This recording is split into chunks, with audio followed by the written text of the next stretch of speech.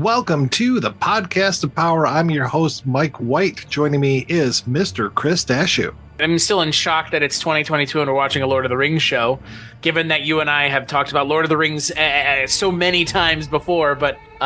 So many times and so many incarnations of Tolkien that we, all the way back to The Hobbit. Yeah, multiple different shows. I mean, we've talked about it at least on my show, the Kulturecast, a couple times. We've talked about it on Rankin and Bass, another show that you and I do together about Rankin and Bass shows, but that was the cartoons, but we've never talked about it on your show. No, for whatever reason, I've never covered any Tolkien on the show at all. So I probably have made little references to it, but that's about it. I think that's almost a given how much we love Lord of the Rings. So that's true. And how culturally pervasive it is. Yeah, anymore. And now, given who owns the rights and who's making the show and the show that we're going to be talking about, I feel like almost at this point, if you don't know what Lord of the Rings is, you're the weird one at this point. So yeah, it is now to the point where Lord of the Rings is old enough that I've got little snot-nosed kids that are like not even millennials. They're like younger than that. And they're just like, the effects look terrible in these movies. I'm just like, fuck you, kid. It's, it's funny. The original movie came out, Fellowship of the Ring came out in 2001? So 21 years ago? Yeah. Which is wild to think about given where we are now and why we decided to do this show, because again, we love Lord of the Rings so much. It was like we're gonna balk at the opportunity to do a show together on the new Lord of the Rings show, like arguably the biggest show of the year. I think like it and that Game of Thrones show are kind of like the two biggest shows of the year, but I would actually contend this Lord of the Rings show is the biggest show of the year. And if it's not, Amazon is trying to make it the biggest show of the year. Well, they definitely spent the most money on this show. Yeah, holy shit. I mean, Good God in heaven. That much is certain. If you wanted to see what it looks like to try and compete with Disney in regards to the budget of your show, look no further than the Lord of the Rings, the Rings of Power, because my God, it's a movie. Split up over 8 parts. And on this episode, we're talking about the first part, A Shadow of the Past. And we are being introduced to characters left, right, and center through this. A lot of jumping around. We are going all over the place, meeting our elf friends. We're meeting some hobbits, or what are they calling them? Harfoots. Yes. And what else we got? We've got some humans in here. But we definitely meet Lenny Henry. He's probably the only actor in this whole series that I know right off the bat.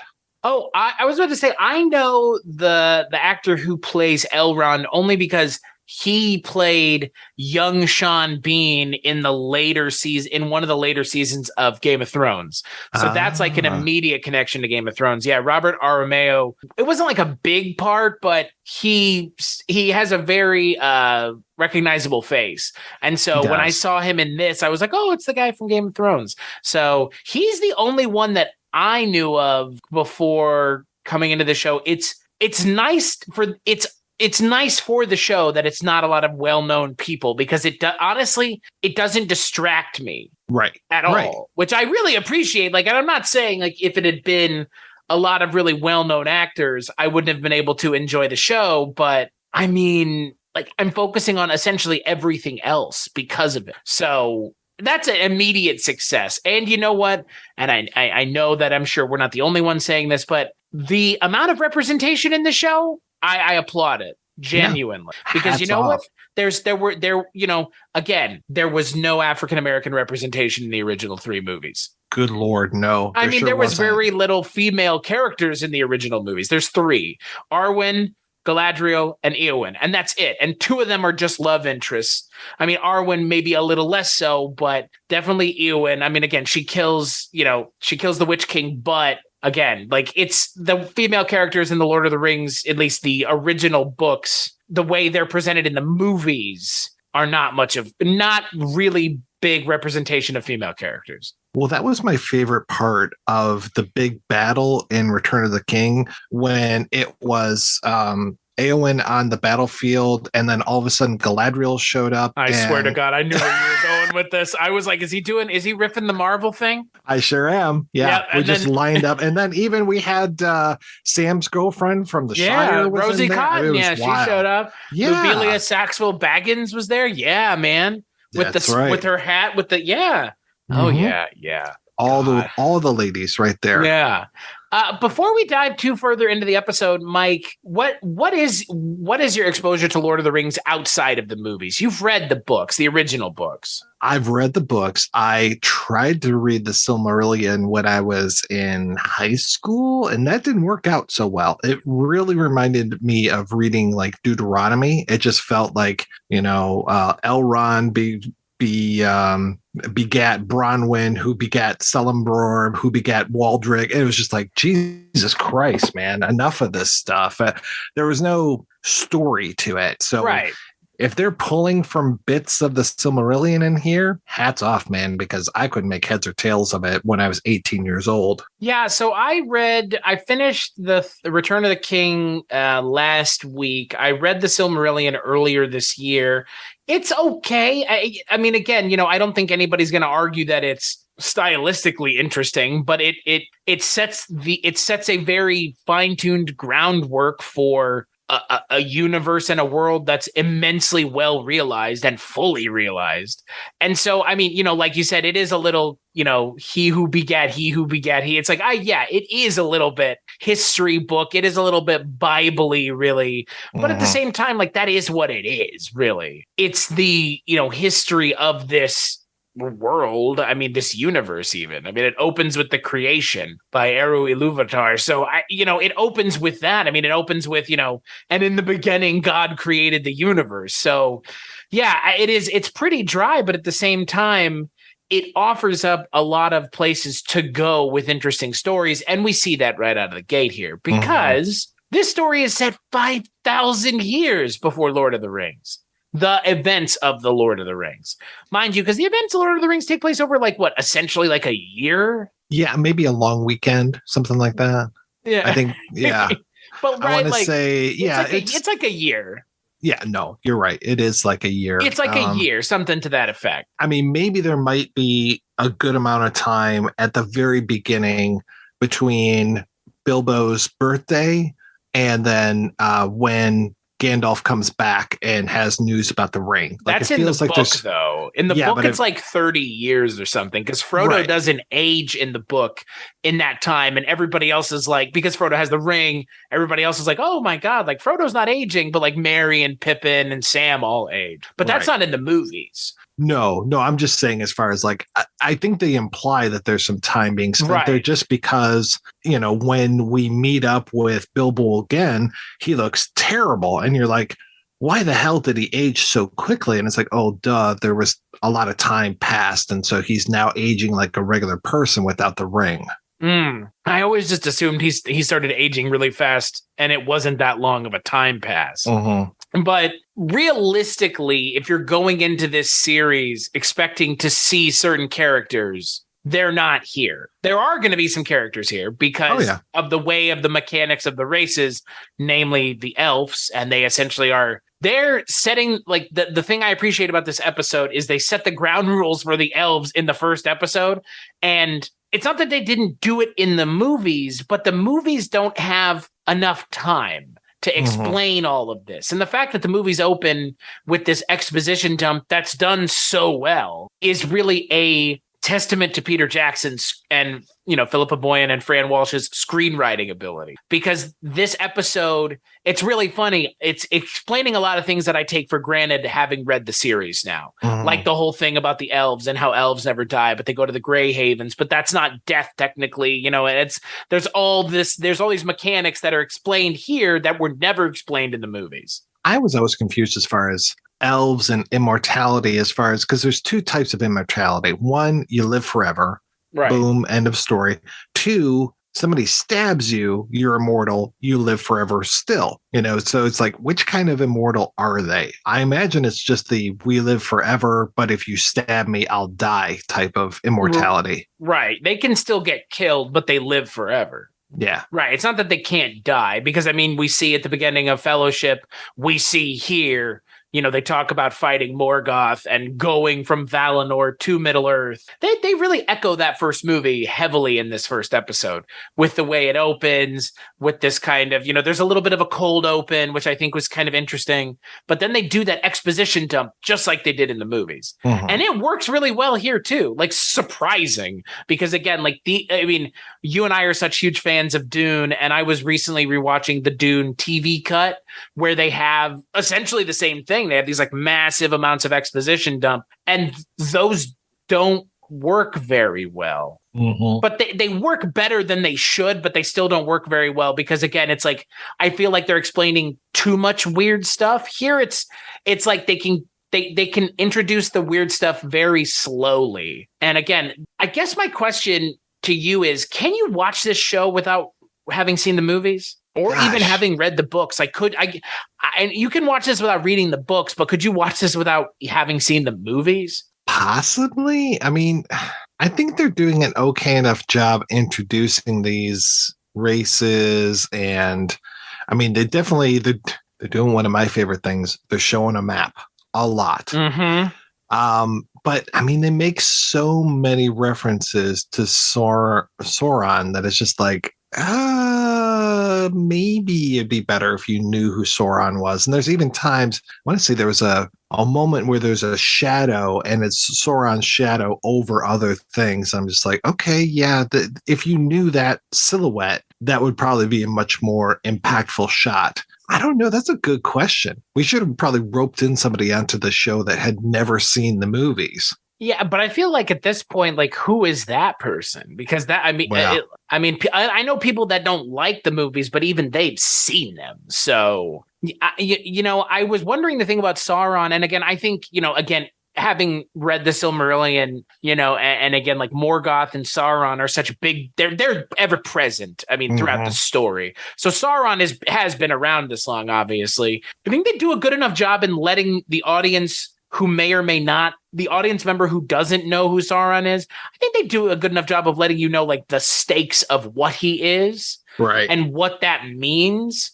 Because again, the Lord of the Rings, that story, it takes place over such a short amount of time that you think like Sauron is this like minor threat, but it's like, no, he's been a threat for thousands of years, and he's not even the original threat. Morgoth is, and Sauron is just a disciple of Morgoth. And it's like, this is like thousands of years of stuff. So I think what's really weird about this show is because it's so far removed, you don't have to worry about a lot of things. Right. Like, frankly, anything. They didn't have to introduce Galadriel and Elrond and another character who I think we both realize who the character is. I think anybody who's watching this show who knows Lord of the Rings knows who one of the characters is, and we'll talk about it. But they didn't have to. I'm glad they did, because it gives you that kind of anchoring point initially, but they didn't have to, because of the time span that this is separated from that part of the narrative from. Well, I do like that Galadriel now has stakes in this whole thing of her brother being killed by Sauron and Morgoth, and it's just like, okay, I'm here to avenge my brother. And I was like, okay, that's kind of cool. Though I have to say, there's a couple times where Morfydd Clark, where she gets this like crazy look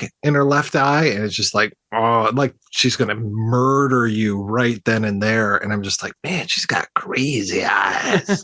Well, I was glad that they found an actor who could bring a little edge to it, because that's the thing that Cate Blanchett brings in that role, is she is tempted by the ring, and that does bring an edge to her character. I mean, you see it with those interactions with Frodo in Fellowship, and then you see in the interactions with Sauron in the third Hobbit movie. Mm-hmm. She kind of goes green and black and kind of tease off on him. I mean, she's a really good pick. Yeah, like I'm already on board with her. And again, like, as someone who appreciates representation and things, like, I'm glad that one of the leads, and ostensibly I would say like the main lead of the show, is female. Like, I appreciate that, given that like there was so little of it in the original series. And again, I'm not saying that like, that was intentional on J.R.R. Tolkien's part, but like, I'm glad that we have found other stories to tell here. Exactly. And with her, I'm surprised that there aren't people just shitting themselves because of some of the close-ups of her eyes where they're blue, but then the rest of the time they're brown. And I'm sure people are just like, oh my God, this is terrible. Why didn't they cast somebody with blue eyes? It's like, really? We're going to go there? Do we have to? Do I need to fight with people on the internet about their casting choices? No. I mean, because they're probably already losing their shit about Nori, she's a made-up character. Like, all characters are made up, guys. She's a made-up character. She wasn't in the original books. And she's a woman. Again, woke. Yeah. Wokesterism is ruining my Lord of the Rings. Yeah, I don't understand. Like, again, there's how many thousands of years of history with this world? Yeah. And there were hundreds of thousands, probably millions of inhabitants of this world throughout those times. Like, what? Like, what are the complaints here? I don't get it. This is the show that solves the Star Wars problem. It takes the narrative and says, you know what happened in those movies wasn't the most important thing to ever happen in this universe. And even if it is, other big things happened too so far ago that it seems just as important as the things that happened in Lord of the Rings. Because Morgoth getting defeated was as big of a deal to those people at that time. And, we don't know what happened past Sauron dying at the end of the Third Age, because Tolkien never wrote anything past that. He started on something which essentially alluded to Sauron coming back anyways. So it's like, again, like, people want to get their panties in a bunch. It's like, you know what? Go watch fucking Star Wars then. Seriously. Yeah. Because Star Wars can't get out of the Skywalker loop. This, like, we're, even if this is Galadriel, who is an established character, and Elrond, who's an established character, it's so far removed that they don't even have to be the same people. Exactly. And the thing is that there's thousands of years separating these rather than just like 10 or 20. And we're just trying to cram everything in there. And there's nothing with Elrond and Galadriel where just like, oh, that's where she got the necklace from. And that's where she got the scar from. And that's where he got the whatever. It's like all those little stupid things that it's like, oh, well, we have to cram that in there. How did Han Solo meet Chewbacca after all? We should probably have a whole movie about that. It's like, no, just let this, you've got these characters who were around a couple thousand years ago. Just let this story play out. And talking about Morgoth, it's like, we didn't really see Morgoth get defeated. They could still go back and do a whole Morgoth movie if they wanted to. They could do a whole series about that 1,000 years. Because again, we're seeing in this show the times before we see what happened at the beginning of Fellowship, which takes place however many years before that. So it's like, we're even further back than like 5,000 years. Yeah, it's like, none of the things that you normally assume matter in a prequel series matter here. And you know what? God. Seriously, this show could fail from here on out, but doing this is the smartest thing the show has done. It's just saying, you know what? We're not going to, we know that the villains are our through line along with some characters based on the mechanisms of the universe. But everything else is like, we're just going to stick to the narrative that was presented in the Silmarillion and the facts of the world and build around that. It's like 5,000 years. Yeah. You got plenty of time. I mean, there is no Shire. There is, we have yet to see any sort of stuff around the horsemen, the tree, any of that kind of stuff. It's just like, please, maybe stay away from that stuff. That'd be kind of nice if we just don't have to pay lip service to all of those things. Right. Because again, like, a lot of that stuff took place hundreds of years before even this. They show the two trees, but that's old history even for these people, and these people are old history for the Fellowship people. It's crazy. It's wild to me how successful that is alone. I don't need to finally find out where Gondor was when the Westfold fell. Fair. And the Game of Thrones show set its show 200 years before the narrative in Game of Thrones, that story as it's presented. And that story in Game of Thrones is like 8 years worth of stuff. And in Lord of the Rings, it's not. But even with that show, like, giving yourself essentially 3 or 4 generations of time in between, I think we're going to start seeing this as a thing for other things. And I think it's really smart because, again, you can pay lip service, but like, doing this feels like you're doing it so that you don't have to. So that you can just say, I'm telling whatever fucking story I want at this point. And you know what? Yeah, Sauron is in this. And yeah, we might get Morgoth. I don't know, but there's not there. We don't have to worry about so many of just like, oh, there what am I? You know, that's what those Hobbit movies did. They were like, oh, my son Gimli. You have to go meet a ranger. His name is Strider. Like, oh, those things that they just crammed into that third movie were so groan worthy. Yeah, and there's none of that here. And it's I appreciate it so much. And there is some of it if you know the narrative, like when he's like, oh, I want, he's like Gil Galad is like, Elrond, I want you to work with Celebrimbor on this really special project, which is the creation of the rings. Exactly. The titular rings of power. But again, I don't know how many people who just know the movies Lord of the Rings are going to know that. Right, which is pretty clever. It doesn't ruin it if you do know it, and it doesn't ruin it if you don't know it. I mean, we're going to get that eventually, and it's like, okay, great. Well, that's why the show is called this. So even as a casual fan, I'm like, okay, well, this is the guy. The only thing that I never realized about this character is that it is a hard C rather than a soft C, because I used to always call him Celebrimbor when I was reading it. Yeah, Celebrimbor is... So it's weird. There was a Lord of the Rings video game that came out a couple years ago that was canon and had the Celebrimbor character in there. And I don't think this clashes with it, but Celebrimbor is an interesting character because he might be the one character who more casual fans of the show do know, or casual watchers, because of the video game connection. But like in the later parts of this episode, you have just, again, like you mentioned, like Gil Galad, who is mentioned in the Silmarillion, but just kind of in passing. But he's a character in this show. It's like those kinds of things are nice because, again, it's someone you've heard of, but there's enough unknown factors that they can kind of do whatever they want with it, which we see with something like the Harfoots, the proto-hobbits, who I think are immensely interesting as characters in this show. I mean, already, right? Yeah.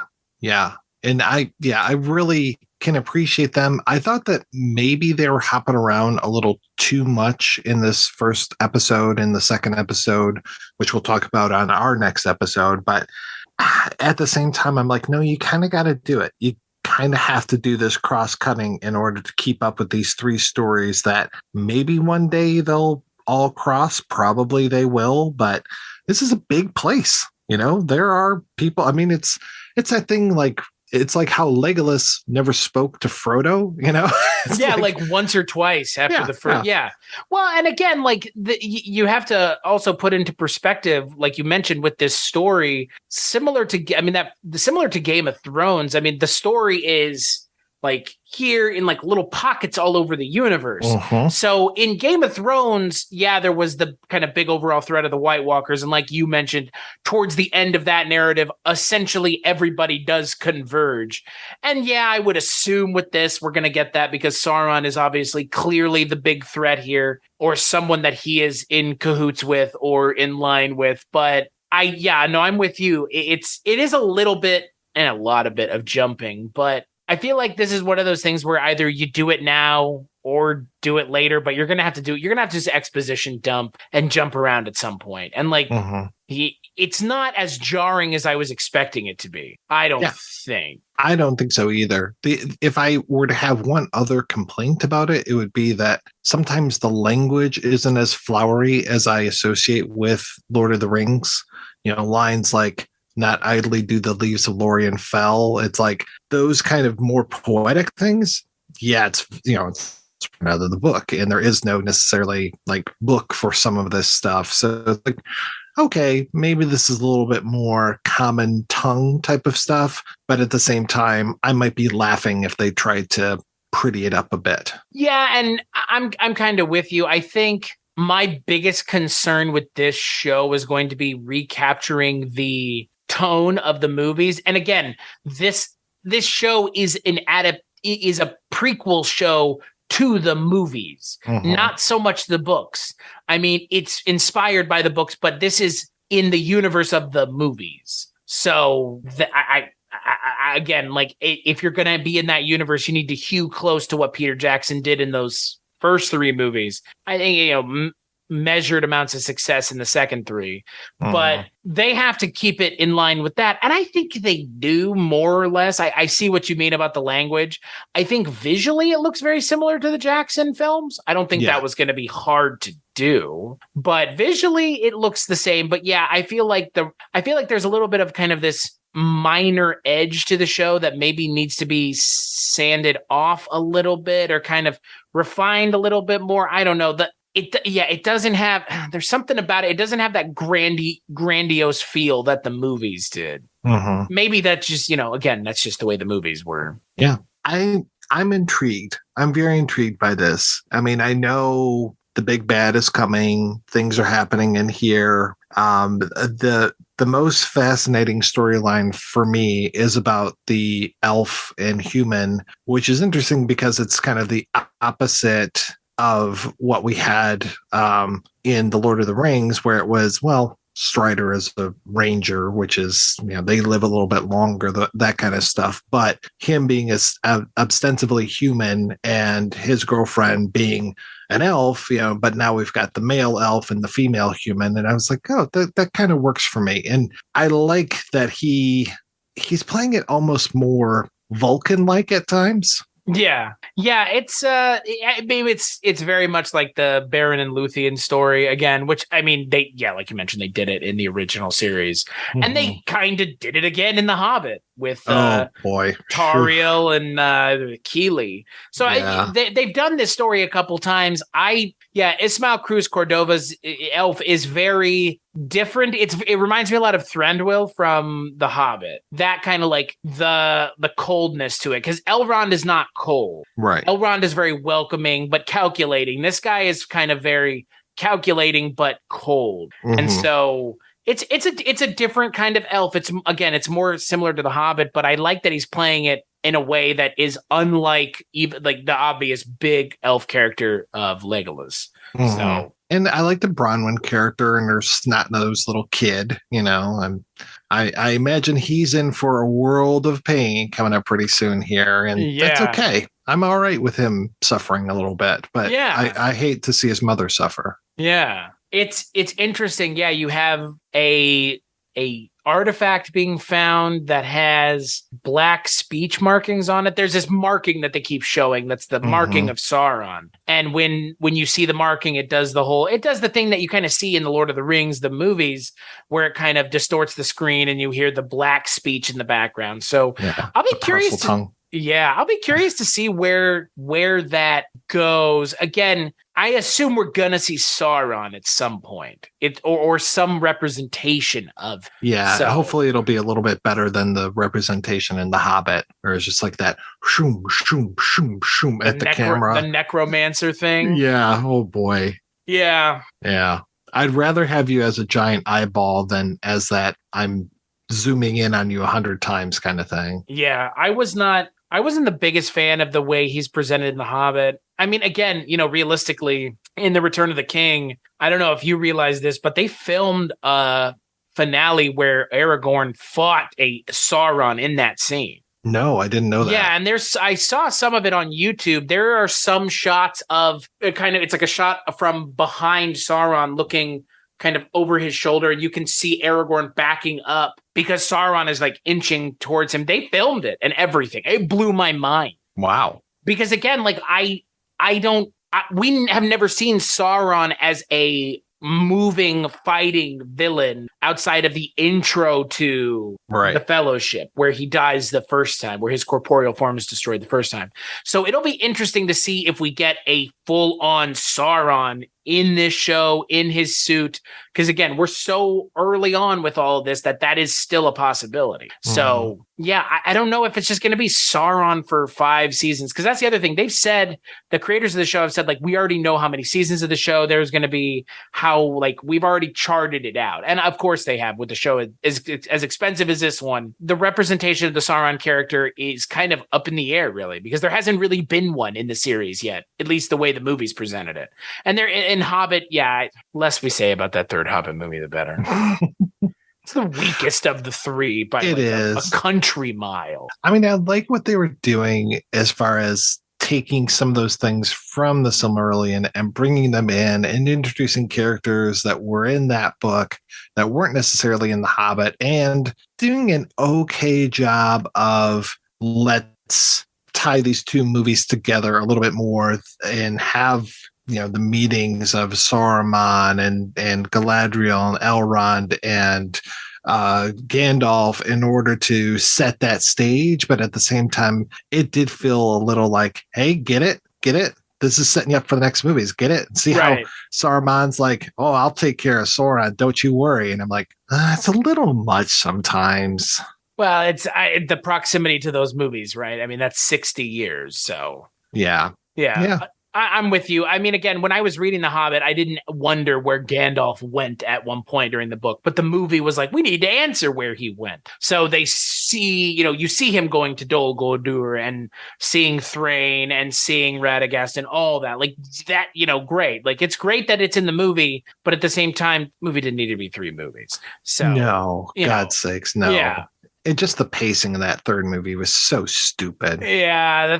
Oh, we're going to kill Smaug in the first 20 minutes. Yeah. Oh, really? Yeah. And it's interesting, you know, this show has already kind of adopted, like you said, it's kind of already shown us who the big bad is going to be. It's kind of given us an idea of where the show might be going. And in the final moments of this episode, it introduced another character from the original series. I'm not convinced yet, boy. But it has to be. Yeah. Oh, God. Yeah. I can't wait, man. I've been waiting for Tom Bombadil all this time. Finally, we've got him. I can't wait. He's here. I was like, yeah, bibbity bobbity. Finally, fucking Tom Bombadil. Can't wait for him to just like turn his like wizard type speech into, you know, Tom Bombadil rhyming and singing, that kind of stuff. So, woohoo. It's not Tom Bombadil, is it? Wait, what?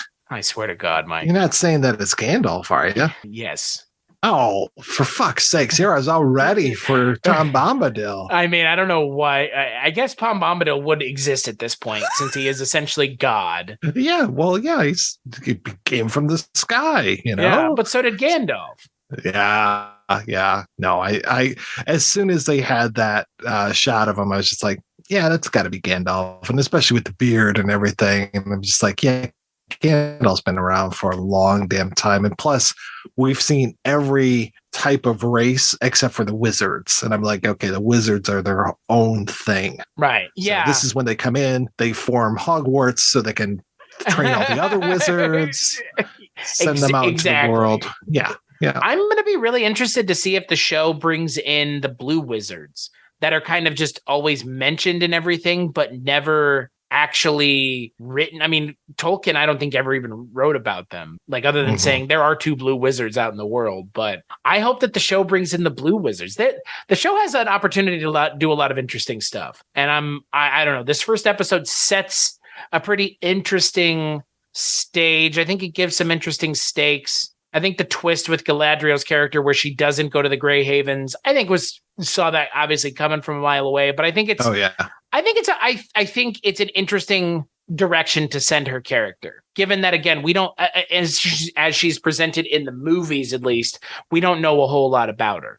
So now, like you said, we get kind of an idea as to why she does what she does and what that means for her character moving forward. Because, yeah, you know, this is the same character that we ostensibly see thousands of years later. So how does she become that character? Here's part of that journey. Right. And again, it's not like she gets the hat, she gets the whip, she gets the scar. There's the Galadriel's light. It's like none of that. Like maybe we will see that, but like this is so far removed that they don't have to. Right. She's more than just trappings. It's kind of like, you know, oh God, if they take time to be like, hey Gandalf, here's a big fucking floppy hat and a pipe. It's like, oh God, really? Please don't do that. You know, here, see the staff? You can hold your pipe in the staff. Isn't that kind of cool? Yeah. Hey, you want to try some of this pipe weed with us here, bud? Yeah.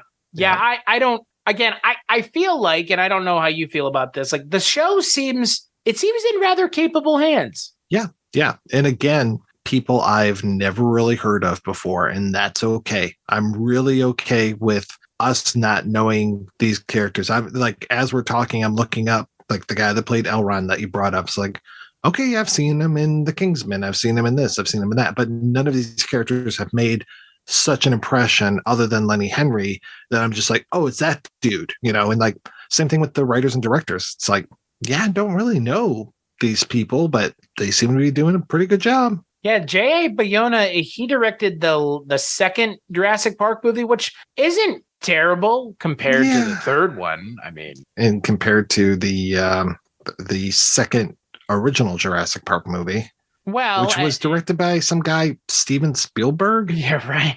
And that was a piece of shit. But I think he stays out of his own way, but pays enough lip service to Peter Jackson. Mm-hmm. Again, you don't. I don't know. Like you don't have to do much in the way of creating your own style because Jackson really gives you a lot to work with because Jackson is such a stylistically interesting director that I don't think anyone who comes to this show, I feel like it's going to be rather easy to ape his style. Mm-hmm. Whether or not they're going to do anything interesting with it is a different story, but I don't think they necessarily have to. I think somebody needs to come in and just have a good sense of how to put the camera where it needs to go and make it look nice and make it look like Lord of the Rings, like we expect Lord of the Rings to look. I think maybe they could put a little bit more of a haze or a glow on some of the stuff in this in the show. You know what I mean?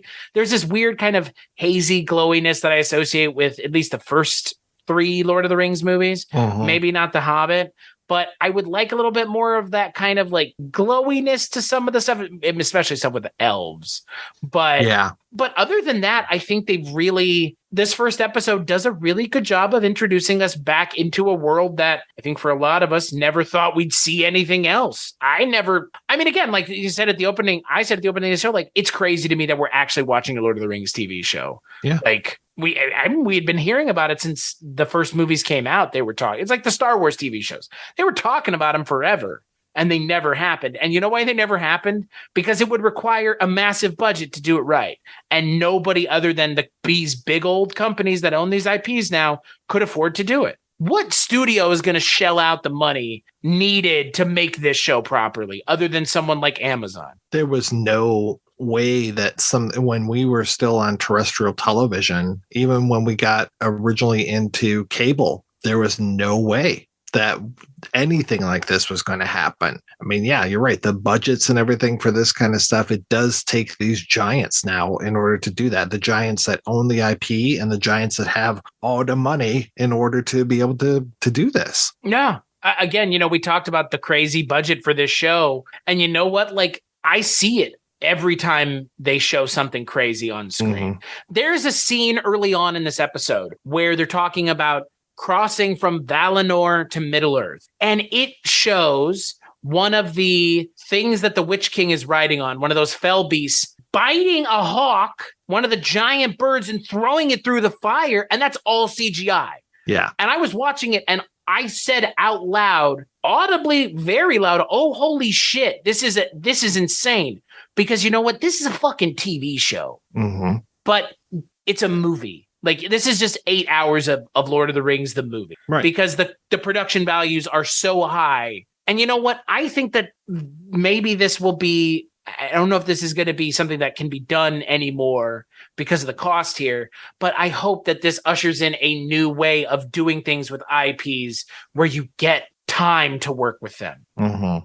Actually give these narratives some time, because those Lord of the Rings stories work in those movies because that's a contained narrative. But anything else like this does need time and room to breathe and establish the world and establish the character. Is it going to take a while to tell this story? Yeah, but my hope is by the end of it, it's a rewarding story that they're telling. Because I always feel, as a viewer, I feel like by the end of those Lord of the Rings movies, even the Hobbit ones, they reward me for being a viewer and sitting through all 9 hours of those movies and rewarding me paying attention and me seeing the themes and the reoccurring leitmotifs and the music and stuff. I feel like those movies reward you as a viewer, and the show, I hope, will do the same. Well, speaking of the music, there are times when Bear McCreary's music seems to get close to Howard Shore's, but it never feels like it's just paying lip service to Howard Shore's themes.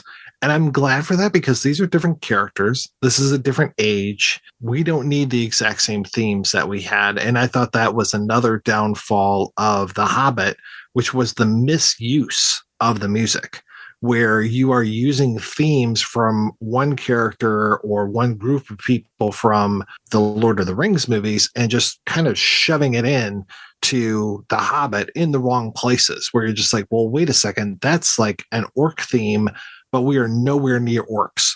Just it didn't make sense, and it just felt so fucking lazy what they were doing with that music in that Hobbit series that I was just like, do you care at all about this stuff? Are you that mad at Guillermo del Toro that you're just doing a slipshod job and saying like, fuck it, I'll shoot this in 60 frames per second, fuck with some people? I mean, it felt like he was bored sometimes doing those movies. I agree. I mean, again, what's funny is the complaints in those movies are the CGI and how overused it is and how not great it looks. I would contend this show has already done a better job than those 3 Hobbit movies did with actually creating real sets, but also utilizing CGI rather effectively. And this is this is a TV show. And I feel like I'm caring about these characters a lot more. Like, I didn't give a shit about Evangeline Lilly and Keely or Feely or whichever one. I didn't care about the dwarves. I mean, there was only like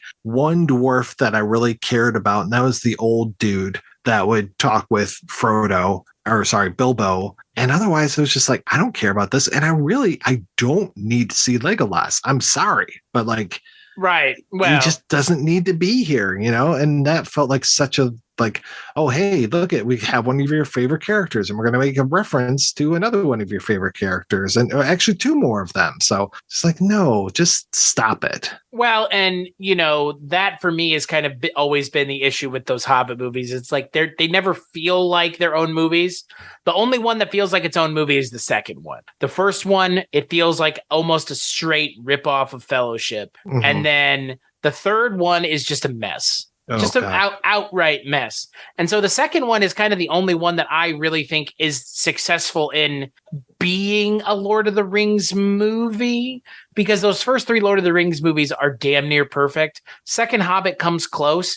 This show has come pretty close already. Like, in its first episode, it's already come pretty close to being like, someone watched those first 3 movies and understood the tone and was like, I want to do this in a long form narrative with the IP, not just ape that movie and do something else with it. They're like, I want to do this and do the thing that it is. I want to do Lord of the Rings. And that's a massive undertaking. And yeah, the budget for this show was always going to be insane, but good on Amazon for doing it, because it looks like already they may have put their money in the right direction. Yeah. You mentioned the haze during the elf parts of the, like you might have wanted to have seen that in this. And I kind of like that there isn't a haze. I kind of like that these elves are being treated very matter-of-factly. They're not as like mystical, fae and fairy like. Yeah. And it's like, because you really get the feeling in the Lord of the Rings, and it's a good feeling, but you really get the feeling of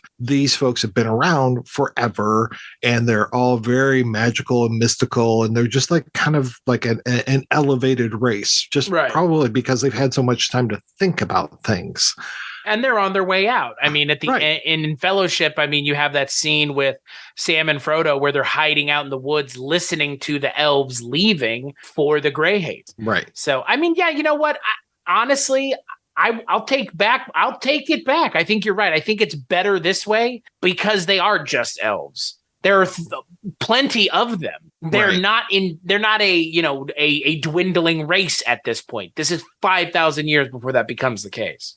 And I kind of like this idea, too, of the elves not trusting humans because the humans are the ones that backed Morgoth.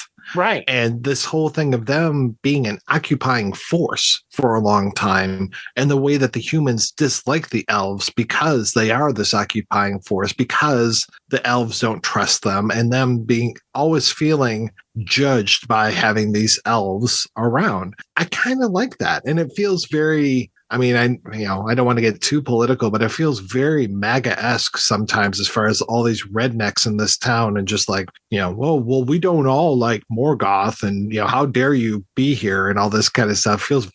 kind of racist as far as like, and it's a good idea that they have this, darker skinned elf there, because it feels like they're just like, yeah, get the fuck out of here, black person. We don't want you here. It is interesting to see the way the races are interacting at a much earlier stage when really they don't know what to make of one another. Because at the point of Lord of the Rings, the elves are handing off Middle Earth to the humans. Right. It's like they finally graduated. Right. They're like, we're done. We're out of here. The humans, it's the age of man. The fourth age is the age of man. Well, and it makes sense that the elves don't trust us, right. Because, look at Isildur. Hey, Isildur, you finally have this opportunity to destroy this thing, throw this ring into the fire. No, right. He's all about selfishness and just yet another disappointment to Elrond and all the elves.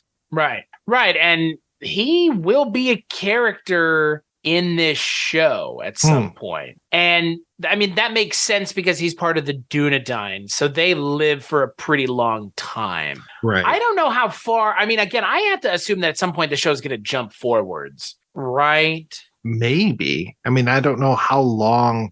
These first couple episodes are very, one thing happens after the other kind of thing. But second episode opens with a shot from the first episode. Right. So maybe, though, the third episode opens 20 years after that. I don't know. Right. I imagine that they're going to keep going with the story. But yeah, maybe to your point, there is a time jump at some point. Or they just, it's like little Isildur running around and they're just like, Isildur, give me that. No. Right.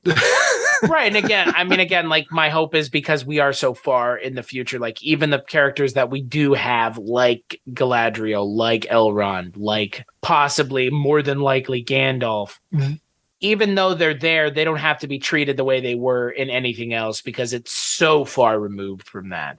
So yeah, I'll be curious to see how they treat a character like Isildur because he's a big part of the original series. He looms large over the original series, right? Because he's shown in the beginning. He's the reason, essentially, a lot of the things happen. Isildur's bane is Aragorn's sword. All of that is a large part of the mythology of that first series. So it'll be interesting to see how they handle it here. Because again, a lot of the stuff that we see in that original, the original movie is going to be shown here in a lot deeper of a context. Like the creation of the rings.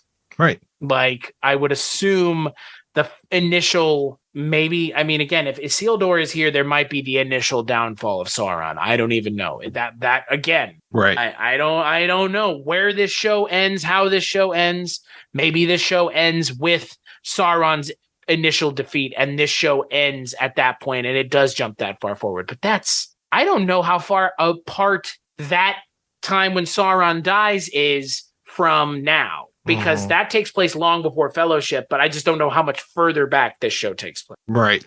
Yeah. It could just be 50, 60 years until the rings are destroyed. But it's still 5,000 years before anything else happens anyways. Right. I'm very curious, obviously, going back to the title Rings of Power. I don't really know what that means. Once those humans, dwarves, and elves get those rings, what do they do with them? Right. Do they all have different powers that I don't imagine they all turn you invisible? That seems kind of lame, Right. Well, and again, the question is, do you see them using the rings before the one ring is being used to subvert all of them as well? Again, the show is good at that. It has a long runway here to really play with. And we see it. We're seeing it early on here that the show is taking its time.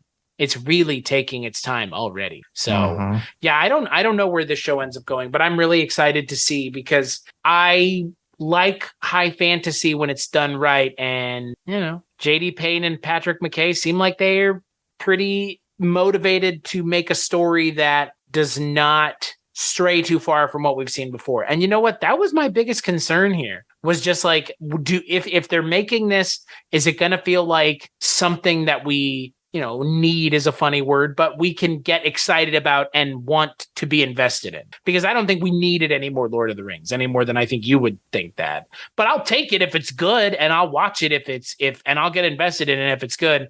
And you know what? They've put the right foot forward, at least with this episode. And it doesn't feel like, I think if this thing suddenly takes a left turn and starts to suck, I don't think that it's going to affect my enjoyment of those original three movies. Like the Hobbit hasn't ruined the three films for me. It's not like those sequels to the Matrix where like I can't watch the original Matrix without thinking of those god awful sequels. I can put the Hobbit out of my mind, and I think I can put Rings of Power out of my mind if it suddenly starts to suck, and I still can enjoy those first three films no matter what. Well, I would agree. And again, the show starting off on the right foot, makes me at least a little bit more forgiving should it start to not be good, because at least it was good at one point, or at least trying. So yeah, no, I'm in agreement. I'm excited to see where it goes. The second episode was released with the first one, and we're in for one episode a week for next couple weeks. So I haven't watched a show live in a very long time, but that's exciting because it's Lord of the Rings. Like it's like the untainted IP at this point. I mean, it's like the last big untainted IP. Yeah. Well, it's like the OG as well. I mean, obviously it's from the 20th century, so it's not like we're going back to like the Epic of Gilgamesh or something like that. But you're right. It's got this long shelf life. It plays with all these things that other people would play with as we go along. Your Star Wars, etc. Game of Thrones, even some comic books. Kind of trucking some of this stuff, and yeah, it does feel very pure right now, and I like that. Yeah. Well, and I mean that's the other thing. It's kind of oddly hilarious that Game of Thrones comes back within 2 weeks of the Lord of the Rings TV show launching, which would not exist without that Game of Thrones show being made. And that show would not have existed without those 01 Lord of the Rings movies being as wildly successful as they were. So they have fed off of one another. And I mean, Lord of the Rings or Game of Thrones doesn't get written with the influences that it has from Lord of the Rings. And I mean, it's Lord of the Rings in its scope, which I think was influenced by Tolkien. Martin was, at least. So it all feeds into each other. It's just funny that we have a Game of Thrones show going on the same time Lord of the Rings, and they could not exist without one another. So we'll see. And you know what? They're both off to a good start. So whether or not they'll both hold that through the end of the first season of either show remains to be seen.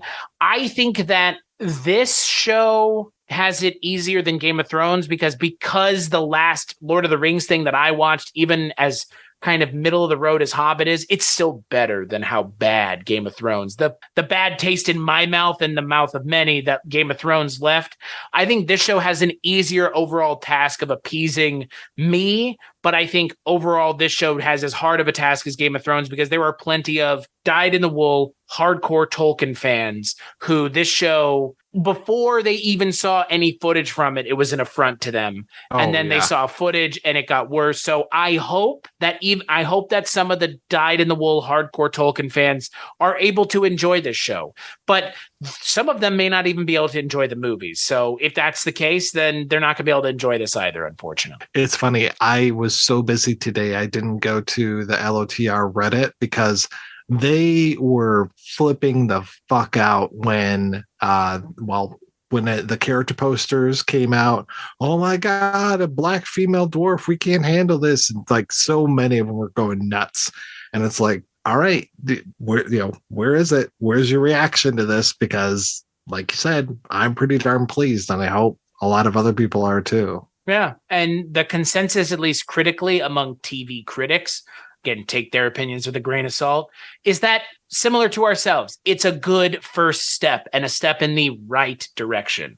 So, again, they have a long way to go to nailing a first season of a show. I mean, this is the first episode. So they've got 7 more episodes to falter and fall and disappoint. And one of the episodes is going to be disappointing. There's no way one of the episodes isn't worse than the others. That's just the way it goes. Maybe it'll be a perfect season of a show.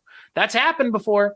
I've seen it, as have you. True Detective season 1, damn near perfect season of a show. This is 8 episodes, so maybe the small episode order will help it out. But who knows? I'm like I said, I'm just excited to see because people existed for 50, 60 years without a Lord of the Rings TV show. Yeah. And now I we're mean, living in times with. If nothing else, what they can do is, sixth episode comes along, just bring back the Mandalorian and just use him for 2 episodes, and then, just kind of shit the bed in the last episode again, and you'll be okay, Yeah. I mean, hey, that's the other franchise that's being ruined constantly. Yeah, for fuck's sake. Well, you can always find me over at the Projection Booth, which is available at projectionboothpodcast.com. If you want more of our foolishness with this new podcast, check out podcastofpower.com. I can't believe that URL was available, but here we are, Chris. Yeah. We are podcasting and we are powerful. We are mighty. Yeah, podcastofpower.com somehow was not anyone else's, but now it's ours. Check out every week. We're going to have new episodes as this goes along. Nice limited series, and I hope that folks enjoy it.